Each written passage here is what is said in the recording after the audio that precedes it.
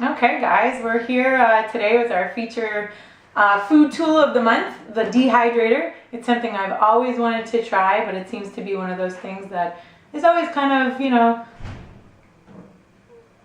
I don't know, something you want to try, but just something that you never really get to. So we picked one up. This one's just a cheap version. We've all heard of the Excalibur. It's like the mother of all dehydrators, but it's quite pricey, so we're going to go with this cheap version, see how it works, see what, if we can really make some good snacks out of it, and then maybe we'll upgrade.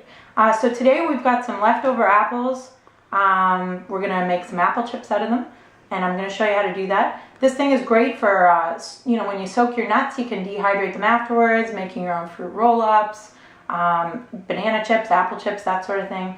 All kinds of great snacks. So one thing that we're really keen on here at Simply for Life is using local fresh produce. So how do you extend that into the fall season when maybe the produce, it's after harvest time, that sort of thing. So this is a great tool to do it. So right off the bat, we're just gonna peel the apples.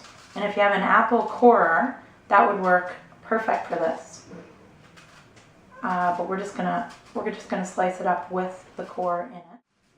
Now with this particular one, you don't have to fill, there's 5 trays, you don't have to fill all 5 of them. If you only have enough for a couple, but you start working from the bottom up. So you fill the bottom trays, and then you just stack the empty ones on top. So give these a slice. And you're looking for right around 1/4 to 1/2 inch, they recommended in the manual for apples. So I'm aiming for around 1/4 inch here.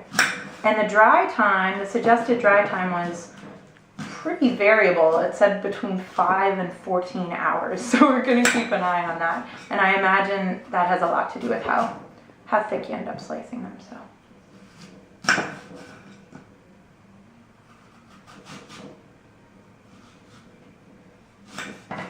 Alright, that's pretty good for now.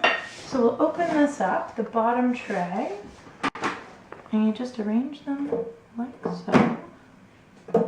And there's all kinds of good recipes that come in the book with this for a nice trail mix blend and dried fruit blends, that sort of thing. And it did say that the seeds and stuff would be easier to pick out when they're dry, so we'll just leave them. And you do this with all the apples, sit them in there, stack the empty trays on top, you plug it in. It gives you the range of temperatures for all kinds of things in the book. So vegetables, nuts, grains, all kinds of things. So we'll set the temperature at the required temperature for the apples, turn it on, wait 5 hours, which is the minimum time that they recommended, and I'll check them out, see how they work. Hopefully it'll be good, I'll let you know.